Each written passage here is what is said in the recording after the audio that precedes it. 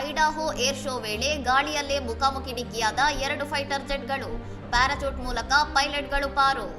ಅಮೆರಿಕದ ಐಡಾಹೋದ ಮಿಲಿಟರಿ ನೆಲೆಯಲ್ಲಿ ನಡೆದ ವೈಮಾನಿಕ ಪ್ರದರ್ಶನದ ವೇಳೆ 2 EA-18 ಫೈಟರ್ ಜೆಟ್ಗಳು ಆಕಾಶದಲ್ಲೇ ಪರಸ್ಪರ ಡಿಕ್ಕಿ ಹೊಡೆದು ಪತನಗೊಂಡಿವೆ. ಬೋಯಿಸ್ನಿಂದ ಸುಮಾರು 50 ಮೈಲು ದೂರದ ಮೌಂಟೇನ್ ಹೋಮ್ ಏರ್ಫೋರ್ಸ್ ಬೇಸ್ನಲ್ಲಿ ನಡೆದ gun fighter stays air show ವೇಳೆ ಈ ಭೀಕರ ದುರ್ಘಟನೆ ಸಂಭವಿಸಿದೆ. ವರದಿಗಳ ಪ್ರಕಾರ 2 ಫೈಟರ್ ಜೆಟ್ಗಳು ಹತ್ತಿರದಿಂದ ತರಬೇತಿ ಕುಶಲತೆಯನ್ನು ಪ್ರದರ್ಶಿಸುತ್ತಿದ್ದಾಗ ವಾಯುನೆಲೆಯಿಂದ 2 ಮೈಲ್ ದೂರದಲ್ಲಿ ಗಾಳಿಯಲ್ಲಿ ಡಿಕ್ಕಿ ಹೊಡೆದುಕೊಂಡಿವೆ. ಡಿಕ್ಕಿಯ ಬೆನ್ನಲ್ಲೇ ವಿಮಾನಗಳಲ್ಲಿ ಬೃಹತ್ ಬೆಂಕಿಯ ಉಂಡೆ ಮತ್ತು ದಟ್ಟವಾದ ಕಪ್ಪು ಹೊಗೆ ಕಾಣಿಸಿಕೊಂಡಿದ್ದು, ಜೆಟ್ಗಳು ನೆಲದ ಕಡೆಗೆ ಧುಮುಕುವ ದೃಶ್ಯಗಳು ಸಾಮಾಜಿಕ ಜಾಲತಾಣಗಳಲ್ಲಿ ಹರಿದಾಡುತ್ತಿವೆ.